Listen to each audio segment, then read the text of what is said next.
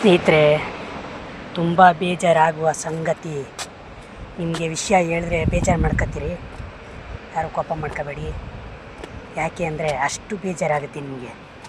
ನಾನು ಹೇಳೋ ವಿಷಯ ತುಂಬ ಬೇಜಾರು ಮಾಡ್ಕೊತೀರ ಸ್ನೇಹಿತರೆ. ಯಾರು ಕೋಪ ಮಾಡ್ಕೋಬೇಡಿ. ಯಾಕಂದರೆ ಅಷ್ಟೊಂದು ಇದಾಗುತ್ತೆ. ದಯವಿಟ್ಟು ನೋಡಿ, ವಿಚಾರ ಏನು ಅಂದರೆ ತುಂಬ ನೋಡಿದೆ ನಾನು. ಆದರೆ ಏನು ಅಂತ ಹೇಳಿ ನಿಮಗೆ, ಹಿಂಗಂತ ಹೇಳಿ ಕೋಪ ಮಾಡ್ಕೊತೀರಿ ಸ್ನೇಹಿತರೆ. ಗೊತ್ತಾ? ಕೋಪ ಮಾಡ್ಕೊತೀರಿ. ಕೋಪ ಮಾಡ್ಕೊಂಡ್ರೆ ಸರಿಯೇ ಸ್ನೇಹಿತರೆ. ಯಾರು ಬೇಜಾರು ಮಾಡ್ಕೋಬೇಡಿ ಸ್ನೇಹಿತರೆ. ತುಂಬ ನೋವಾಗುತ್ತೆ. ಹಿಂಗೆ ಹೆಂಗೆ ಹೇಳೋದು, ಹಿಂಗೆ ಹೆಂಗೆ ಬಿಡೋದು, ತುಂಬ ನೋವಾಗುತ್ತೆ ಸ್ನೇಹಿತರೆ. ನನಗೆ ಅಷ್ಟು ಬೇಜಾರಾಗ್ತಾ ಇದೆ ಸ್ನೇಹಿತರೆ.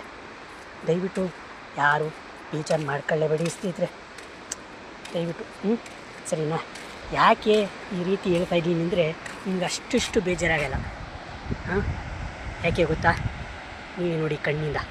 ಯಾರು ಬೇಜಾರು ಮಾಡ್ಕೋಬೇಡಿ ಅಂತ ಇದ್ದೀನಿ. ದಯವಿಟ್ಟು ನೀವೇ ನೋಡಿ ಕಣ್ಣಿಂದ ಯಾಕೆ ಅಂತ ನೀವೇ ನೋಡಿ.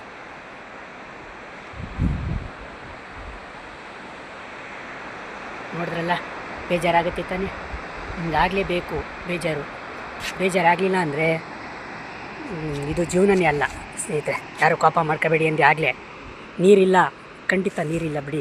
ಬೇಜಾರು ಮಾಡ್ಕೋಬೇಡಿ. ಆದರೆ ಸ್ನೇಹಿತರೆ, ಯಾರು ಬೇಜಾರು ಮಾಡ್ಕೋಬೇಡಿ. ನೀರಿಲ್ಲ, ನೀರು ಕಡಿಮೆ ಇದೆ ಅಷ್ಟೇ ಸ್ನೇಹಿತರೆ. ಯಾರು ಕೋಪ ಮಾಡ್ಕೊಳಕ್ಕೆ ಹೋಗಬೇಡಿ. ದಯವಿಟ್ಟು ಕ್ಷಮೆ ಇರಲಿ. ನೋಡಿ, ನೀರಿಲ್ಲದ ಕಾರಣ ಎಲ್ಲ ಬಂಡೆಗಳೆಲ್ಲ ಒಣಗೋಗಿದೆ ಸ್ನೇಹಿತರೆ. ಗಿಡಗಳೆಲ್ಲ ನೋಡಿ ಹಚ್ಚ ಹಸಿರಿಂದ ಕೂಡಿರಬೇಕಿತ್ತು, ಎಲ್ಲ ಒಣಗೋಗಿದೆ ಸ್ನೇಹಿತರೆ.